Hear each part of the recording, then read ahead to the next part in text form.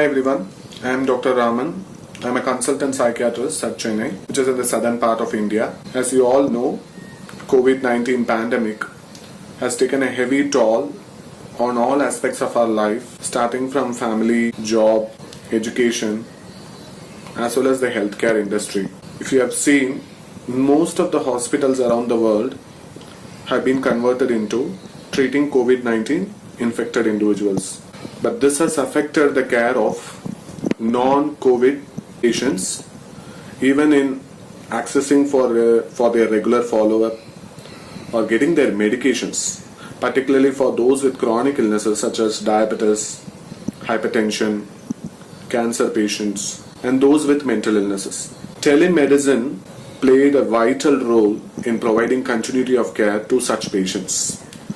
Our Indian government drafted updated telemedicine guidelines to ensure online consultation in an ethical way. So this provided an important technology platform for patients to consult any doctor across the country from any remote part of the country.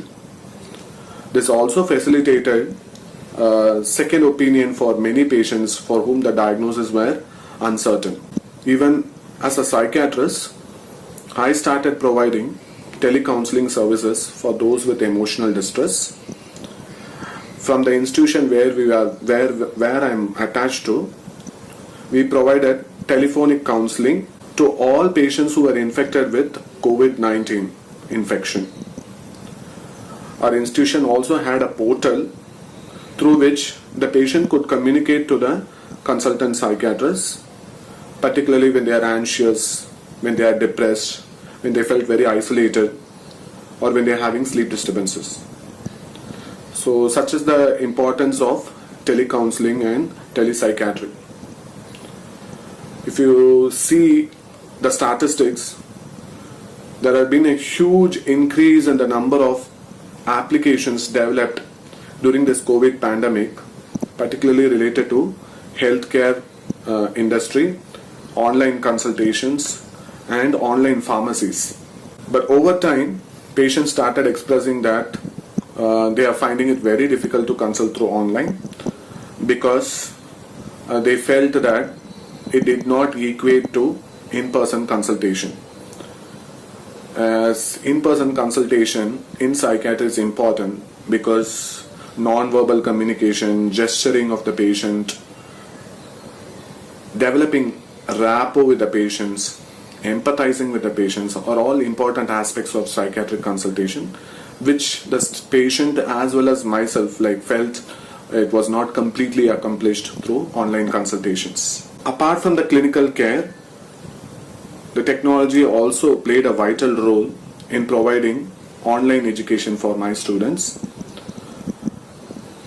We uploaded information, academic topics through online portal, and we conducted sessions through Zoom or Microsoft Teams or through Skype. So we ensured that their academic sessions were not interrupted during this COVID pandemic. So even for that, technology played a vital role.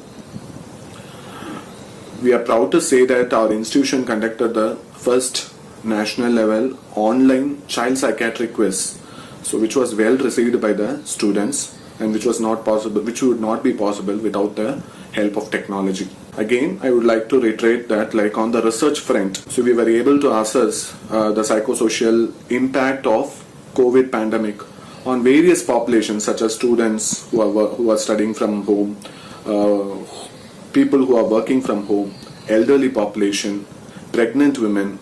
So all these populations were severely upset or distressed due to this pandemic. So we were able to assess their mental health impact through research questionnaires which were circulated through. Although I say technology has a lot of advantages, still there was a huge disadvantage associated with it as well. We started noticing there were a lot of people who started experiencing depression, anxiety, sleeplessness, loneliness and boredom due to prolonged lockdown. And particularly we noticed that there was an increase in the screen time and rise in internet addiction among youth. So having said that, although technology improved connectivity and continuity, still it could not replace in-person human interaction and socialization. Thank you so much. Stay positive in terms of your thinking and stay negative from COVID.